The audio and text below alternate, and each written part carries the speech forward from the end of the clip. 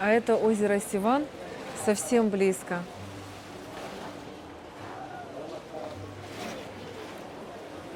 Чайки выстроились в ряд, да? Я видел ваши программы, и вы достойны вот такого медаля. Золотого медаля Дилиджан. Добрый день, дорогие друзья! Мы сегодня находимся в городе Абовян. С нами прекраснейшая гид Лилит. Она нам расскажет за Армению более подробно. За нами церковь святого Иоанна Крестителя, правильно? Да, этот храм был построен в 2006 году, точнее его строительство началось, которое длилось долгих 13 лет, но вы видите, какой он роскошный и потрясающий. И его освящение было в 2013 году. И к этому событию привезли из музея Эчмиadzина частицу мощей Иоанна Крестителя. А на освящении был сам католикос всех армян Гарегин II.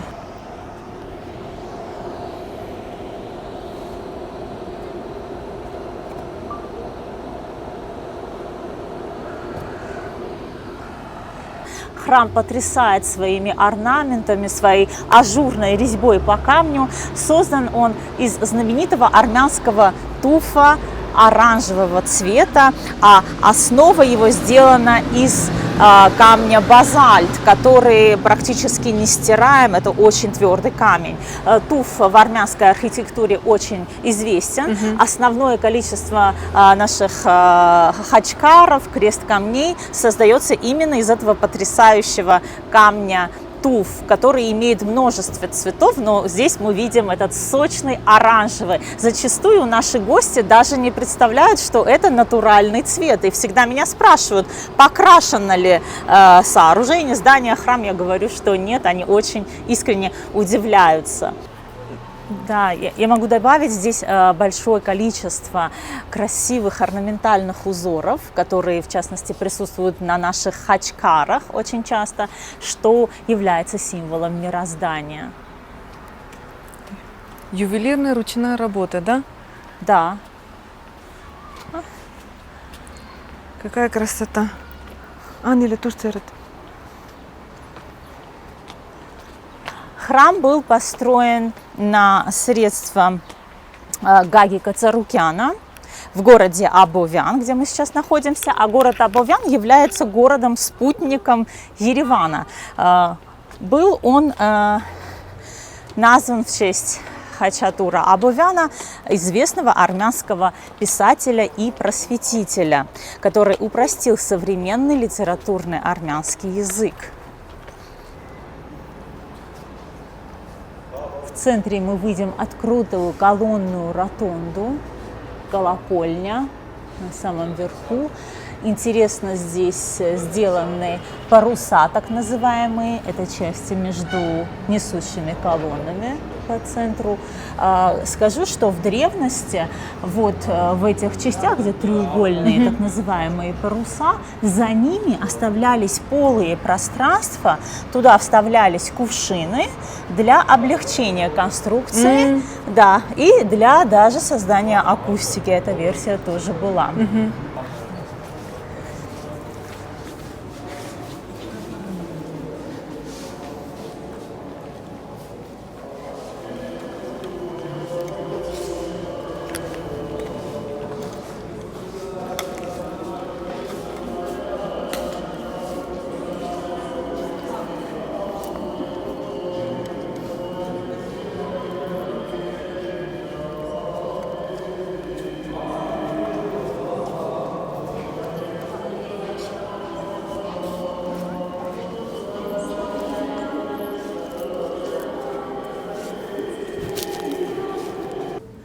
Мы сейчас являемся свидетелями крещения церемонии. У нас крестят разного возраста и детей, взрослых тоже. В основном, так как у армян очень принято почитать мать и Значит, поэтому в армянской церкви Богоматерь имеет очень большое значение. На алтарях в основном мы всегда видим сидящую на троне, здесь немножко с восточным влиянием. Видите, такой трон Богоматери с Иисусом Христом в окружении апостолов Фадея и Варфоломея. Фадей слева, он в руках держит наконечник святой Герард. Вот мы видим святой Герард у него в руках. То есть это наконечник копья, которым был пронзен распятый Иисус Христос. А справа мы видим апостола Варфоломея, который привез изображение Богоматери, то есть икону Богоматери в середине I века. Армянская церковь называется именно апостольской благодаря этим апостолам, ученикам Иисуса Христа, которые привезли христианство в Армению в середине 50-х годов. И полное название армянской церкви – Армянская апостольская православная христианская церковь.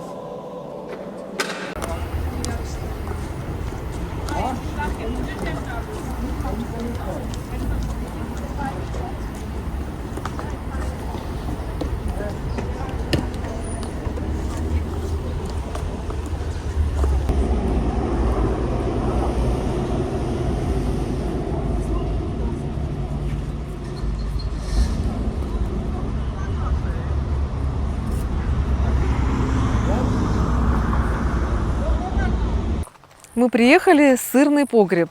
Да, семьи Микаэлян. Мы находимся в селе Норатус. И сейчас у нас будет интересная экскурсия прямо в погребе.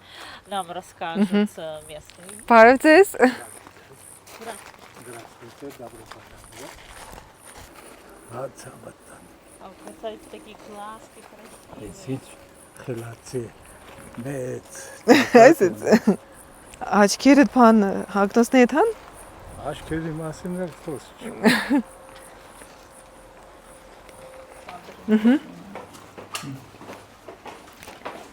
Тут такой уже аромат стоит. Че, Лилит? Да. Отсюда уже ощущается, что сейчас будет что-то Вкусное, интересное. О, Вот, наверное, это было неожиданно. да. Ինչ է так штիրտեղը։ Նայ պեչկը։ Конечно, я видела, но в первый раз Parevcես։ Siz kapatmayı harsız. Mariner. Մերսի, մերսի։ Պիտի նստենք, հա։ Նստի Աննա։ Նստի, արի դուր քեզ այսպես։ Օբա, այսպես նստի։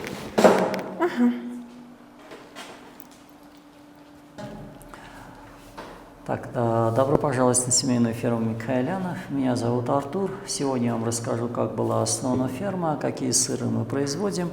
В конце у нас будет дегустация сыров. Ферма была основана в 2012 году, когда Арман Микаэлян и его жена Марине решили переехать из Еревана в село Арцвакар и присоединиться к родителям Армана. Они купили 6 коров и основали маленькую ферму. Поначалу мы продавали молоко в Ереване, но летом у нас возникла проблема. Молоко при транспортировке в Ереван кисло, и чтобы не тратить его впустую, Арман и Марине решили заняться производством сыров. Начали мы производство сыров с традиционных рассольных армянских сыров лари и чанах. Вы, наверное, эти сыры пробовали. Это белые соленые сыры типа брынзы. Прошло 2 года, у нас накопились опыт и знания, и мы решили производить другой ассортимент сыров для продажи в рестораны в Ереване. И первым сыром, который нам удалось получить, стал сыр по имени Винный аромат. Вот этот сыр. При производстве этого сыра мы используем красное сухое вино Арени. Тут вы можете увидеть 6-месячный сыр. Вы можете увидеть, что вино образовало корку такого интересного фиолетового цвета. Вино передает свой вкус и аромат сыру. И самое главное, во время созревания алкоголь испаряется. Поэтому, когда у нас бывают гости с детьми, мы говорим, что дети тоже могут есть этот сыр с коркой.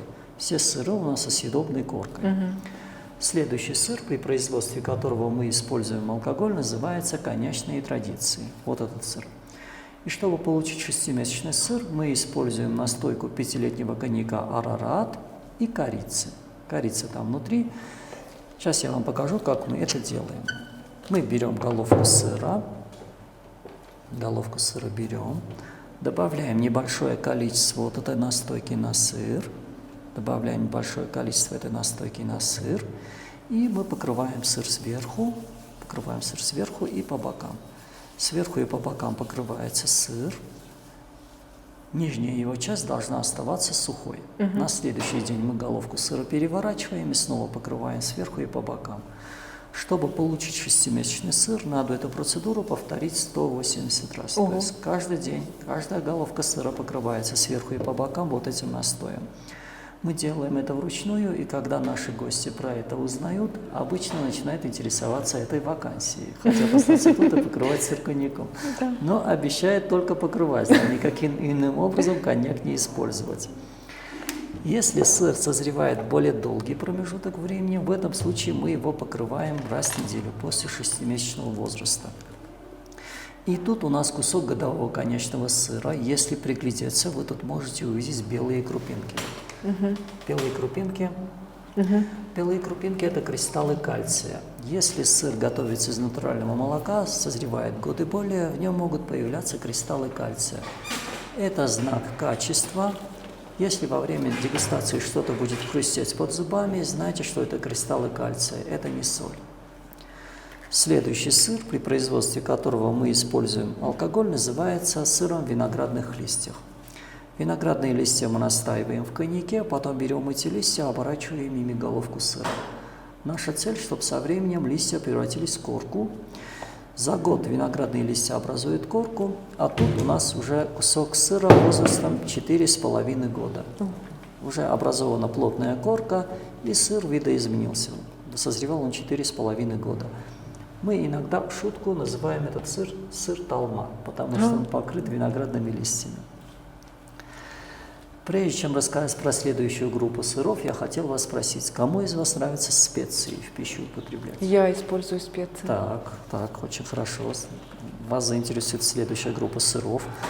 Тут у нас сыр, который снаружи покрыт орегано. Орегано снаружи. Я очень люблю орегано, реган. Да. Орегано – это душица, если переводить на русский. Мята снаружи, сыр с мятой. Сыр, который покрыт вяленым томатом, базиликом и розмарином. А сейчас скажите, кому из вас нравится острый вкус, острый перец, например? Мне нравится. Вам нравится? Я говорю, группа подготовленная сегодня. Да. Тут у нас сыр, который готовится по традиционной технологии. Называется сыр хорацпанир, или закопанный сыр, если переводить на русский. Он созревает вот в таких глиняных кувшинах, которые закапываются в землю. И тут он у нас в двух разновидностях. Черная корка – это базилик, красная корка – перец чили. Сегодня вы оба разновидности попробуете и скажете, какая вам больше понравится. Обычно нашим гостям нравится или одна разновидность, или другая.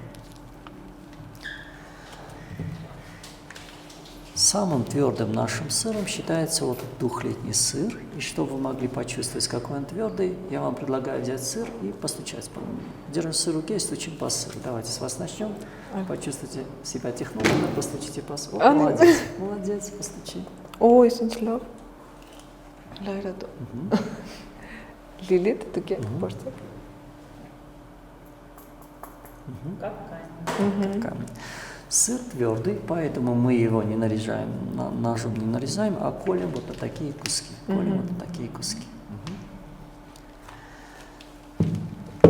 Есть у нас добрая традиция. С каждой удавшейся линейки твердых сыров мы сохраняем одну головку на память.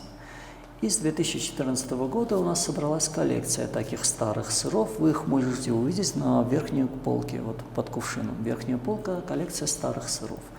А самым старым нашим экземпляром является этот сыр. Ему уже исполнилось 11 лет. В будущем мы планируем маленький сырной музей открыть и будем в рамках этого музея презентовать этот сыр. Мы храним его как музейный экспонат. Кроме сыров мы производим также сыровяленое малосольное мясо. Тут у нас созревает говядина, свинина и особый вид говядины, который покрывается 10-летним коньяком. Один из наших гостей однажды сказал, в Армении все вкусно с коньяком. Также мы производим колбасу. В колбасе у нас сочетается говядина, свинина и специи. И кроме мяса и сыров у нас есть также соусы, которые мы подаем к сырам во время дегустации. Тут у нас соус облепихи, облепиховый соус, клубника с кардамоном, Я люблю. не любишь клубнику, лепестки чайной розы и лимон, абрикос, корица и перец чили, груша, коньяк и душистый перец. Все сыры у нас готовятся из пастеризованного коровьего молока, другое молоко мы не используем. Также мы в сыры не добавляем красителей и консервантов. Используем только натуральные средства, такие как вино, коньяк, виноградные листья и специи. Спасибо за внимание. Спасибо вам. Очень интересно было. Да. Очень. Фермы Ашот Микаэлян. Очень приятно. Да, и я вам сейчас расскажу про сыры, и мы их будем пробовать. Смотрите, тут у нас на тарелке 5 сыров, мы их будем пробовать по очереди, начиная с сыра номер 1. Это у нас сыр с самым нежным вкусом. И окончим дегустацию 5-м номером, сыр с самым насыщенным вкусом. Между сырами можете пробовать дыню, клубнику, крекеры, что-то, чтобы сменить вкус во рту. Если этого не делать, вкусы у нас будут смешиваться. Мы предлагаем 2 соуса к сырам, клубника с кардамоном и абрикос с корицей и перец чили. Можно добавлять соусы к себе на тарелку, чтобы сочетать с сырами, но первый кусок каждого сыра пробуйте таким, какой он есть, чтобы истинно вкус понять. Есть листки бумаги и ручки, можете делать заметки о сырах, и воду в любой момент можно пить. На этом все про правила. Давайте возьмем вот эти шпажки и начнем с сыра номер 1. Сыр номер 1 – это у нас 6-месячный сыр. При его производстве мы использовали красное сухое вино Арени. Эсече? Да. Пробуйте сыр с коркой, чтобы все вкусы в нем ощутить. Эсекези, эсенц. Это все. Карли утель мепанов, ха? Да. Можно есть с коркой, там алкоголя нет, алкоголь испарился, поэтому мы говорим, что для детей тоже безопасен. Пробуйте, да. И скажите, какие вкусы вы чувствуете в этом сыре. Вкусно? Молочный вкус. Кислинка от вина чувствуется. Давайте добавим немного к себе на тарелку клубничного соуса. Вот красноватый – это клубничный соус. И будем сочетать сыр номер 1 с клубничным соусом. Давайте Лили там цезим.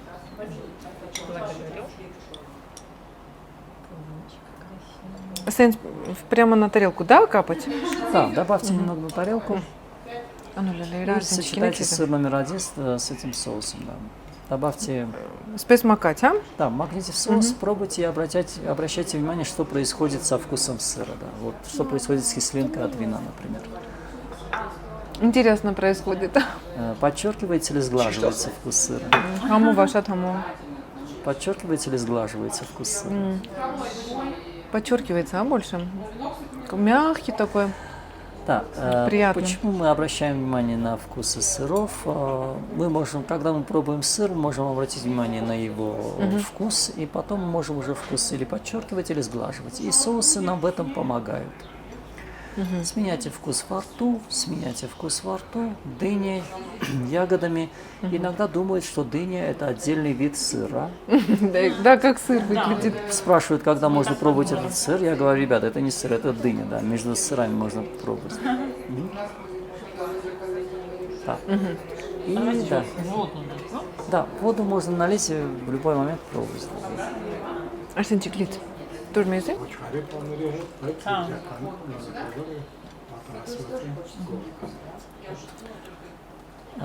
Сыр номер 2 – это у нас 4-месячный сыр, который покрыт орегано. Снова ознакомьтесь с ароматом, пробуйте этот сыр.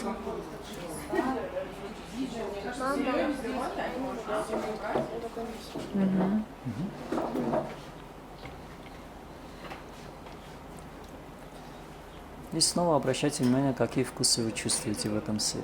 Какие вы чувствуете сейчас? Кислинка, соленый вкус орегано. Какие вкусы чувствуете? Устեղ орегано-ка. Орегано есть, да, чувствуется. Давайте добавим немного к себе на тарелку следующего соуса, абрикосового соуса. Да, добавьте.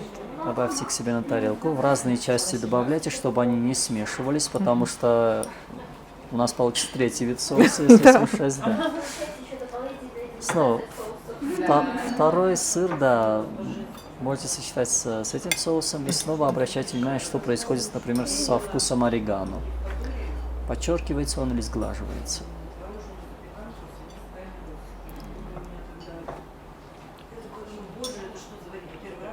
Да, пятый номер это у нас закопанный сыр. Попробуйте сначала сыр с черной коркой, с базиликом, потом с красной коркой, с красным перцем чили. Если Сначала острый будет, да? Да, это острый. Сейчас попробуйте сыр с черной коркой. Сыры понравились, да, и сейчас можете решить, какой вам больше всего понравился. Очень понравилось, все очень вкусно. Даже сложно выбрать, какой вкуснее. Очень вкусно. Երբ ափսեի վրա պանիր եմ մնում, մտածում եմ, որ դուրս չի եկել։ Չէ, դուրերը շատ է եկել։ եկել։ Շատ է եկել։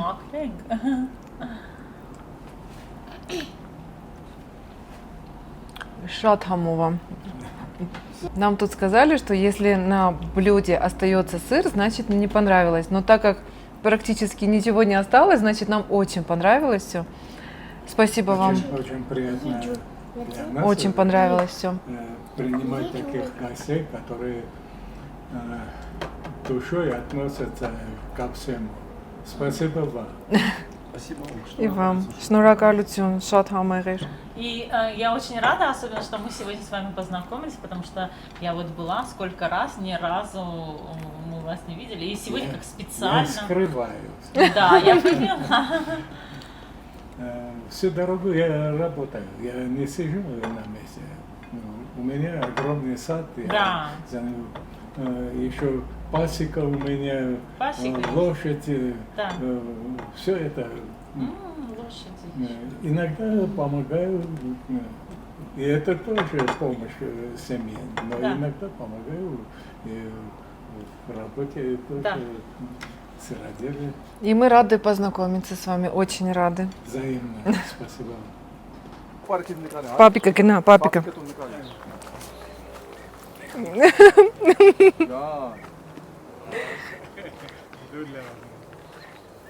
Ես մեծ սիրո սրտանց եմ ասում, կեզ կպահեմ ես թողնում, Կմնաս անի։ հասկտանք կխաղան ու պատկերացր, ես գիտեմ, որ չես մնա, բայց սրտանց ասում եմ, ամեն օր գնդակով կխաղանք, են շունիկների հետ կխաղանք, հավիտներում հետ, ձիու վրա կնստացնեմ կեզ, գիտեմ, Կուզես անի։ Կմնաս Էսի լավ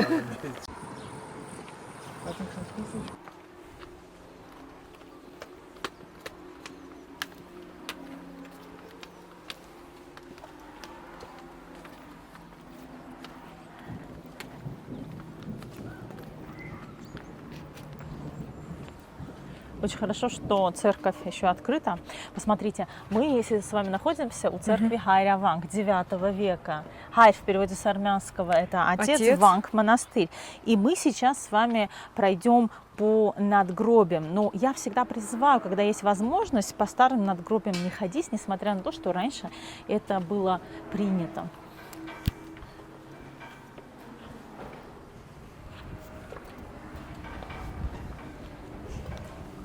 Сейчас достаточно темно. Мы с вами входим в притвор церкви. Притворы – это полугражданские, полуцерковные сооружения, которые возникли тоже к X веку, значит, церковь сама 9 века и притвор X века.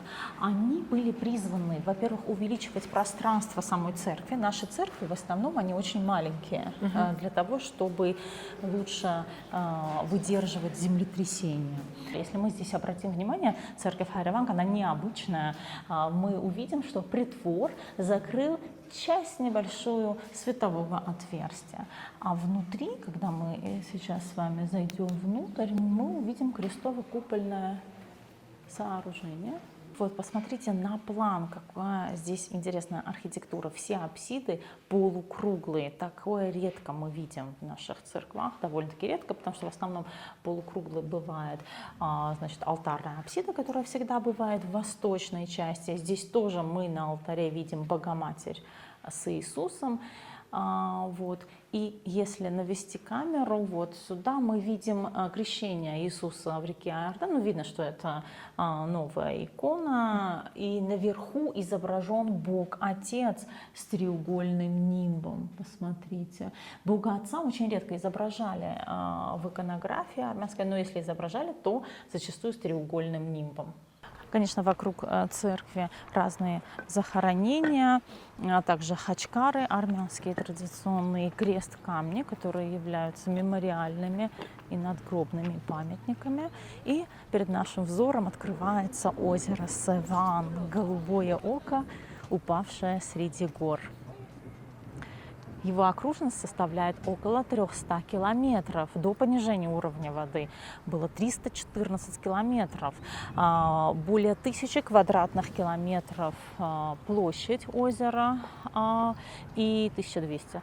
И, значит, изначально озеро имело глубину в 99 метров. Озеро поделено на две части, как бы Большой Севан и Малый Севан.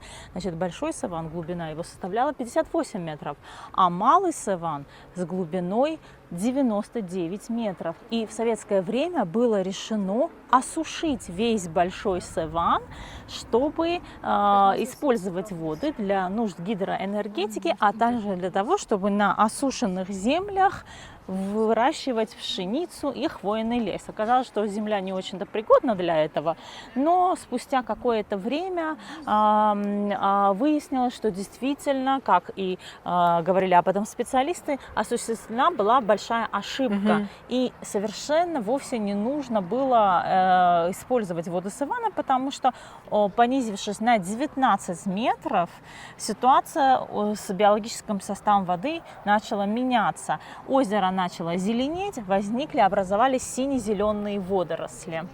А сейчас я вам хочу рассказать одну легенду, историю, которая случилась в Хайраванке, когда сам Тамерлан был в Армении с походами. Так вот, я более коротко расскажу историю. Значит, из-за своей большой веры армяне всегда они скрывались в церквах, в которых были иногда какие-то тайные места. Так вот, когда Тамерлан подошел к этой церкви, он увидел, ему местный настоятель явил чудо. И не в благодарность, а Тамерлан был очень удивлен. Он сказал, что я могу тебе дать то, что ты хочешь. Настоятель сказал, что ему ничего не нужно, кроме того количества людей, которые могут зайти в церковь. Потому что Тамерлан с собой уводил людей, и люди приходили, а церковь маленькая, мы с вами увидели, и очень большое количество людей с прилегающих сел пришло и зашло в церковь, и все помещались, к удивлению. Но Тамерлану сказали, так как у людей очень сильная вера, вот посмотрите, из окна вылетают якобы голуби. Ну, сейчас-то они не вылетают, тогда люди, превращаясь якобы в голубей, их души были настолько чисты, они улетали из этих, значит, световых отверстий. А на самом деле, так объяснили Тамерлану, а на самом деле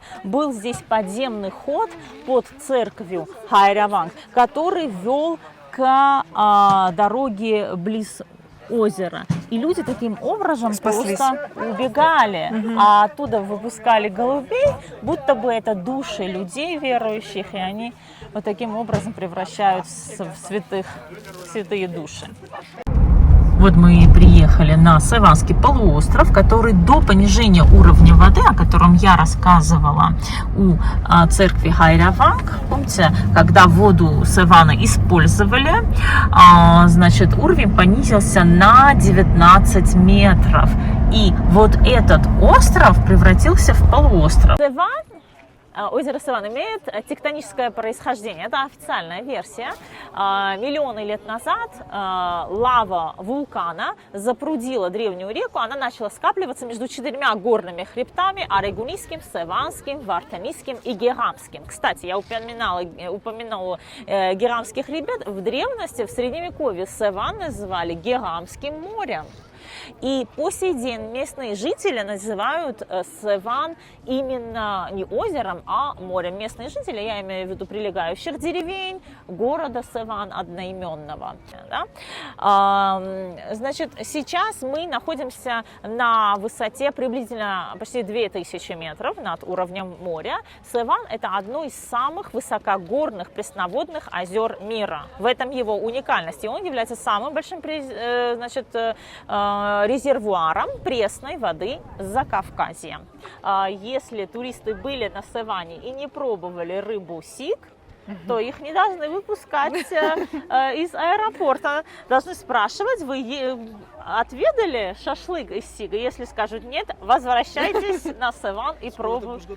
Да, скоро я буду готовить. Как раз, Шашлык может быть, из сига будете. попробуем, да. Из Сивана. Великолепно. Это самое-самое вкусное, хотя бывают разные блюда на Севане, в том числе и рыбные, но на первом месте, я считаю, это шашлык из сига. Причем уровень ресторана в данном случае значения не имеет. Даже в самом простом месте вам приготовят очень вкусный шашлык из сига. Про растительность я уже не буду говорить, потому что визуально ее не видно. Тоже есть виды эндемики здесь на Севане. Также есть и, значит, в прибрежных частях есть обитание эндемических и вымирающих видов ящериц маленьких, тоже очень интересных. Мы видим с вами 2 церкви. Это знаменитая церковь апостолов, которую также называют Севанаванг. Севан и Ванг – это монастырь в переводе с армянского.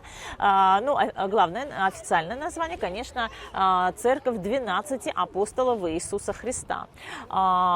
Следующая церковь – это церковь Святого Карапета. И была 3-я церковь, тоже 9 века, она чуть выше. Итак, мы находимся сейчас с вами в притворе церкви апостолов. Значит, церковь апостолов, ну, в данный момент она закрыта, она имеет очень уникальную дверь, об этом чуть позже. Так вот, про притвор. Притвор был построен на месте древнего языческого сооружения, от которого остались базы.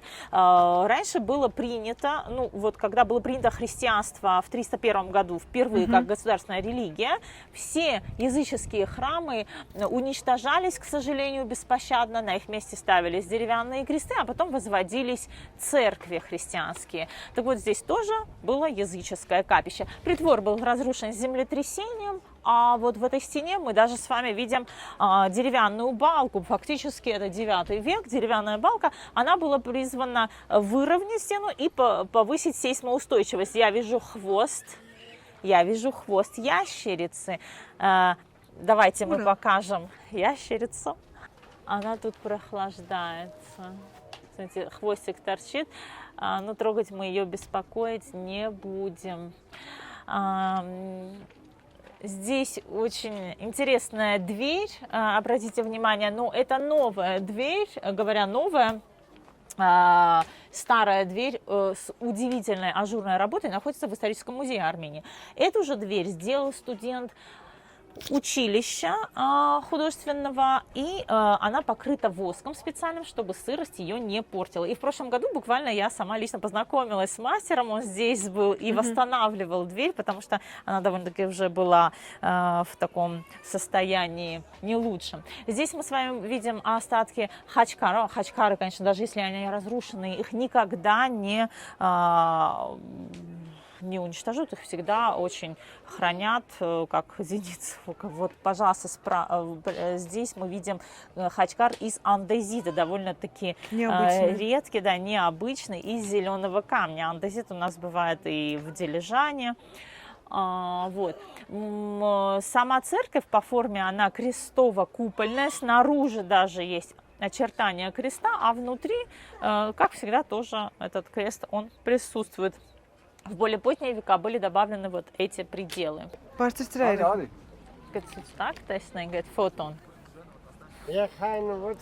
Ани. Armenu vartui. Ani, espes beni, esteriz beni, micek bu, esteriz beni. Հարաբաղի դրոշը, Brne. Արցախի դրոշը։ Արցախի դրոշ։ Ասմացս խաում եկու բանկա, նեկդավություն, նեկվատություն, համտան ես անին, ուանի մի սավություն, ասեմ եկող, Tureka. այմենակ հատ, այմենի եվատու կենար,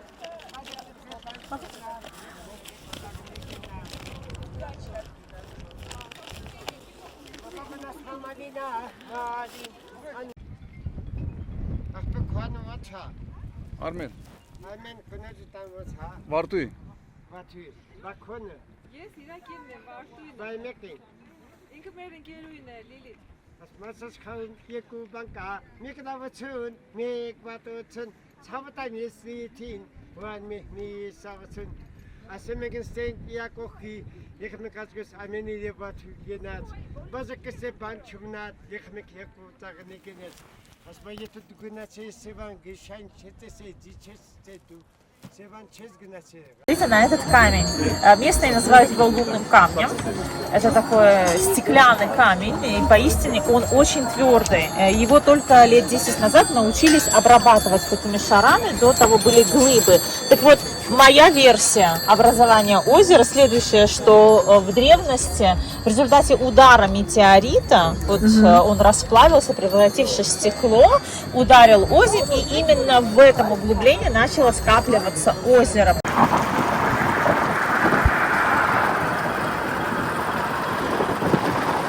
Сейчас мы заезжаем на парковку. Этот ресторан раньше был в разы меньше. Вот даже когда в последний раз я даже не обращала внимания, здесь его увеличили в разы.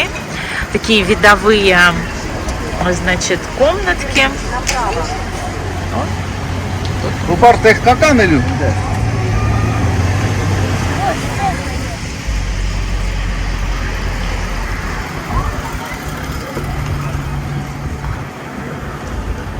Специально приехали в этот ресторан. Мы часто здесь бываем, когда бываем в Армении. Называется Усемо. Здесь очень вкусно, очень приятная обстановка. Мгм. Какие здесь виды. Мгм. Вилки, если держать, они подлетают и забирают.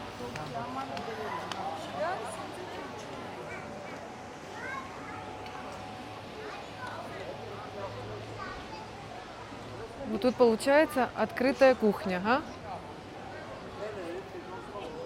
Есть изменения, чем тесы. М.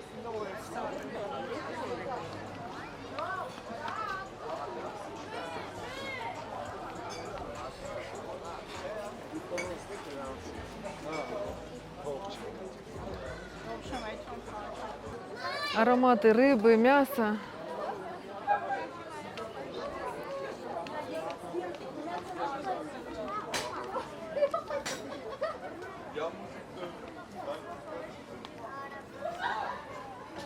В основном тут готовят свежевыловленную рыбу.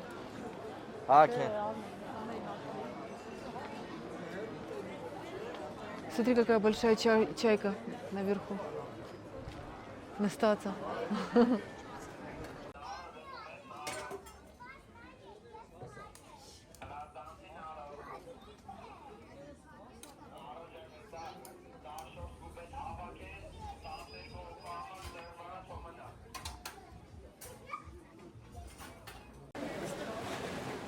А это озеро Сиван совсем близко.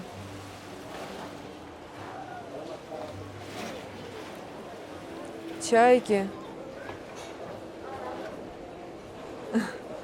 выстроились в ряд, да?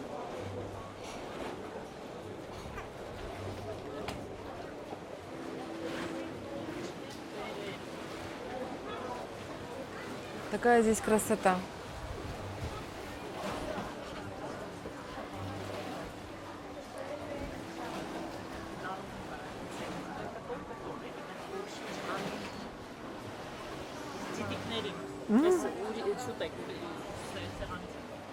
Ой. Ты сор, Киран.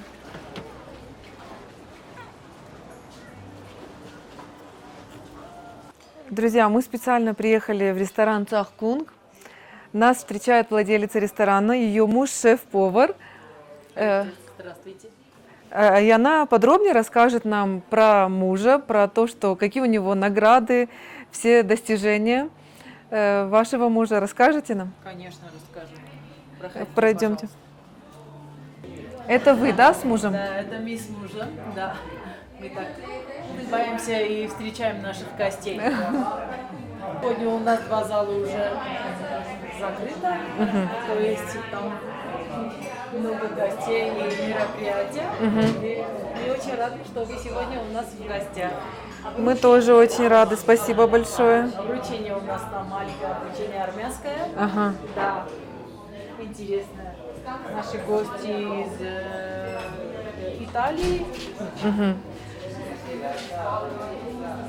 Кстати, хочу рассказать еще одну строчку. Вот все картины, которые весят у нас вот здесь в ресторане, все рисовал наш сын средний. Которому сейчас 15 лет. Все картины его день Ручная работа, да?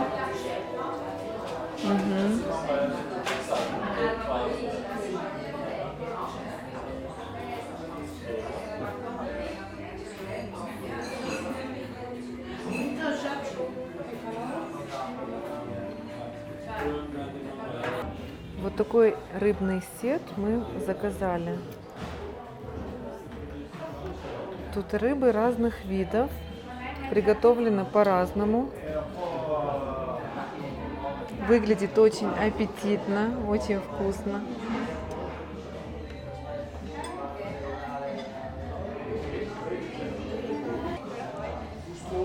Zugerechtete. Was ist hier Бария хужак. Ани, бария хужак.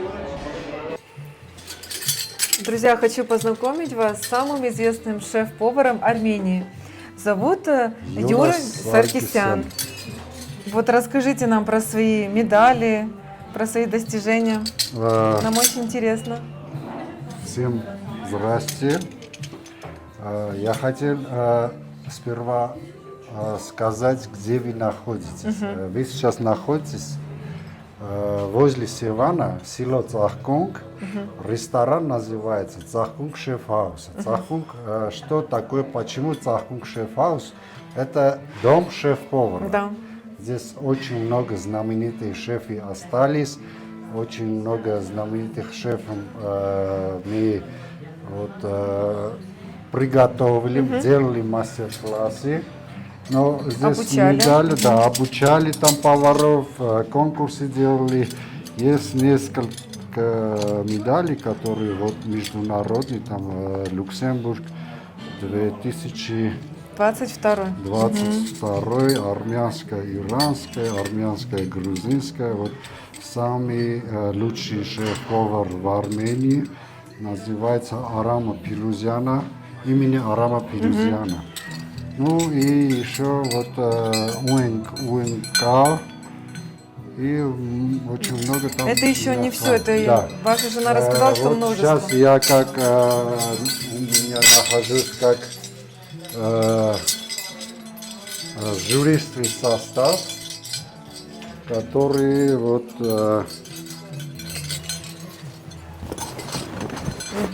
мы оцениваем тех шефов, которые участвуют в международных конкурсах, чемпионатах.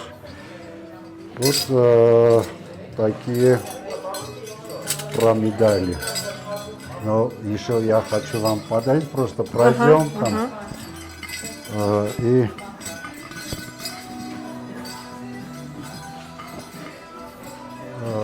здесь, думаю, здесь уже гости вышли наши, просто хочу показать ресторан, там у нас еще есть пекарня. Территорию, да, ресторана? Да, территория ресторана, но я хочу вам тоже, я видел ваши программы, и вы достойны вот такого медаля. золотого медаля. Дилиджан. Хочу, что Поезд вы Вадим. заслуженный. Думаю, что эта медаль вам удачи. Шот, мерси, спасибо большое. Все взаимно. Еще есть медали, могу. Да, мне очень приятно. Да, это очень здорово получилось. Да. Ну, думаю, еще мы будем мастер-класс делать. Ну, посмотрим. Да, я Да. с удовольствием, очень с большим желанием. Это летняя, да, такая? Да, это летняя часть. Ну, у нас в Иване обычно лето очень коротко. Ну, есть почти 120 посадочных мест. Там второй этаж тоже у нас как ресторан. И 10 комнаток, что люди могут остаться здесь в Да, гостинице. гостиница. Да. И вот у меня такой принцип, когда вот все заслуженные шефы, которые прошли, у них прошли Путь, да? дороги, путь, да, для них у меня в гостинице бесплатно. Но всегда они ночуют у нас. Награждение такое. Да, бесплатно, но много общаемся, новые тенденции. Меняемся, разными странами, разными Европа, да? странами. Спасибо вам за ваше гостеприимство. У вас очень душевная семья, жена, мы познакомились, нам очень приятно. Вам удачи во всем. Спасибо, спасибо большое. Я надеюсь, еще Увидимся. увидимся. Да. Спасибо, что вы оценили это все. Это самая большая оценка для меня. Спасибо вам Что большое. вы довольны, уезжаете. от Довольны, нас. очень довольны. Друзья, спасибо, что были с нами. До новых встреч. По этому QR-коду можно перейти на страничку ресторана, и там будет детальная информация.